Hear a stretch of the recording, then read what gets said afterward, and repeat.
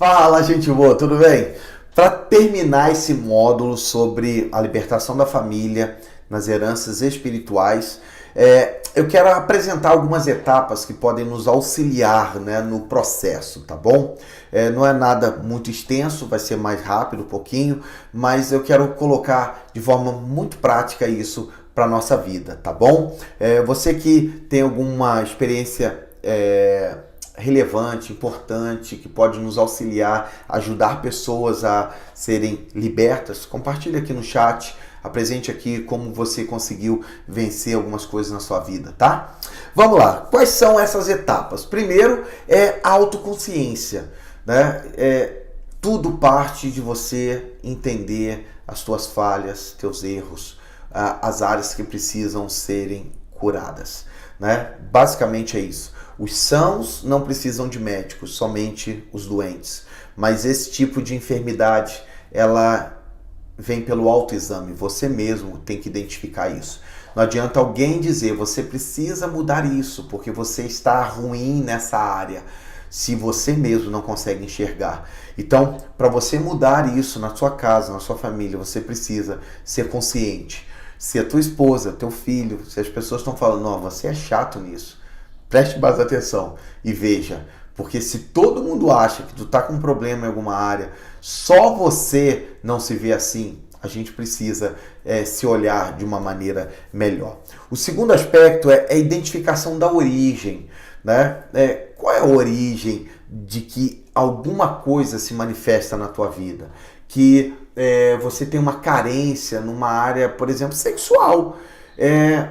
Tem pessoas que querem ter uma vida sexual muito ativa e que exigem muito da esposa ou do esposo, porque lá atrás ele teve um problema, seja de abuso, seja onde ele precisa se firmar na sua masculinidade, né? E ele precisa então praticar o sexo de uma maneira incontrolável.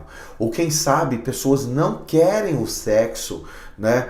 Casou e está negando o sexo à esposa ou ao esposo porque ele foi abusado e o sexo traz uma coisa ruim na sua mente, no seu coração. Você precisa identificar essa origem para poder trabalhar. O terceiro aspecto é a reflexão e o perdão. Reflita nisso. Veja onde você está se ferindo ou ferindo outra pessoa. Se perdoe e perdoe o outro. Deixe isso no passado. Tente ressignificar isso em Cristo. Eu sei que tem dores que são difíceis, né? E a ressignificação é quando você olha o que Deus te tornou apesar das tuas dores. Como José, que olhou para o passado e disse assim, vocês intentaram mal contra mim, mas Deus o tornou em bem. E é isso, é refletir, se perdoar e perdoar as pessoas que te feriram. O quarto ponto é mude de mentalidade. Você tem que pensar coisas novas, pensar em coisas, em possibilidades novas. Às vezes a gente está retroalimentando essas dores e a gente não traz coisas novas para botar no lugar. Mude a tua mente. Entenda que essas dores podem ter te forjado para você ser forte e mudar a tua vida hoje. Eu sei que é difícil, mas você precisa mudar a tua mente em relação ao que aconteceu, as coisas que estão acontecendo e dizer para você mesmo a possibilidade de ser melhor. Quinto ponto, busque a ajuda de um conselheiro, de um psicólogo, de alguém que possa te ajudar como terapeuta, de pastor, de um conselheiro. Se ele conseguiu mudar a vida dele, você também pode mudar a tua. Não fique com uma mentalidade estagnada, achando que não pode haver mudança. Pode haver mudança. Busque alguém que te ajude nesse processo. O sexto ponto tenha práticas espirituais. Tem gente que quer uma libertação espiritual, mas ele não tem a prática de libertação. Que prática é essa? Jejue por isso, busque em Deus ajuda, diga para Ele que você não tem a capacidade de fazer por si só.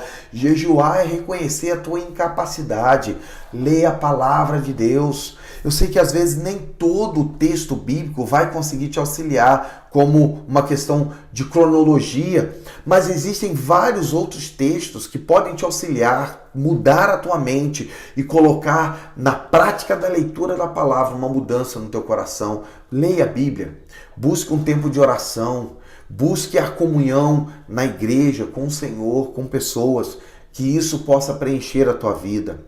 O sétimo aspecto é o foque em mudanças positivas.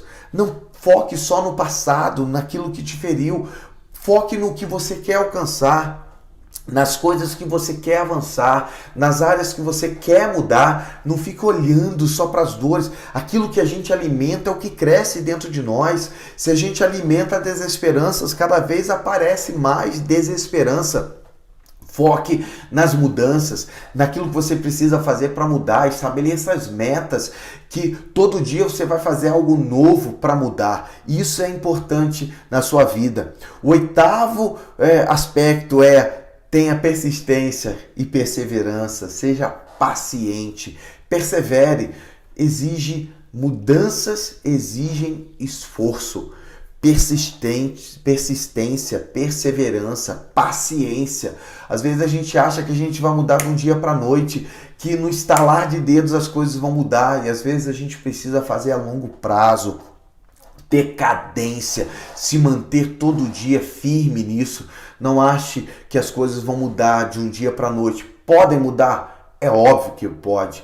Deus pode, de um dia para a noite, estalar os dedos e trazer algo sobre a tua vida. Mas geralmente as mudanças que elas são progressivas no processo e com perseverança, elas são mudanças mais duradouras. Elas constroem um caminho em nós, sobre nós, que depois, quando for necessário mudar em outras áreas, a gente sabe como fazer. Isso é importante. Tanto que eu falei tanto do oitavo quanto do nono ponto, que é justamente que há um processo onde você deve persistir, permanecer diante do processo, diante de coisas que são graduais, que vão acontecendo na nossa vida.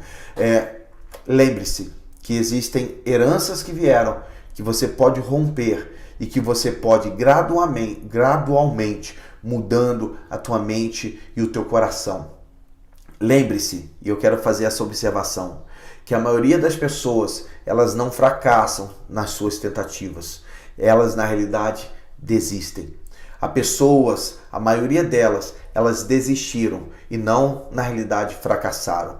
Porque o fracasso, ele só vai acontecer se, porventura, você for até o final e realmente não conseguir mudar o que precisa. Mas isso não acontece muitas vezes. A maioria dos casos é quando alguém desiste do processo, abandona o processo, então ela rompe com aquilo que deveria mudar a sua história e a sua vida. Quero deixar um texto para você encerrando esse módulo de heranças espirituais. Filipenses capítulo 1, verso de número 6.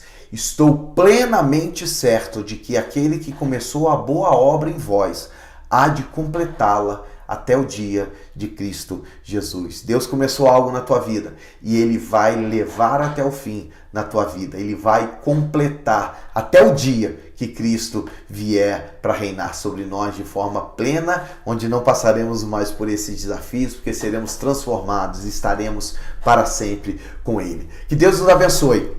Faça tua observação, coloque aqui alguma coisa que acrescente a vida das pessoas que estão assistindo com a gente. Faça tua observação e a gente vai fazer algumas narrativas, a gente vai gravar alguns vídeos tentando dar resposta e solucionar a tua dúvida. E se você tem um testemunho, não precisa e não entre em detalhes do que aconteceu ou como foi. Apenas diga, aconteceu algo e eu venci através da palavra. Deus falou comigo nesse texto, Deus falou comigo em oração.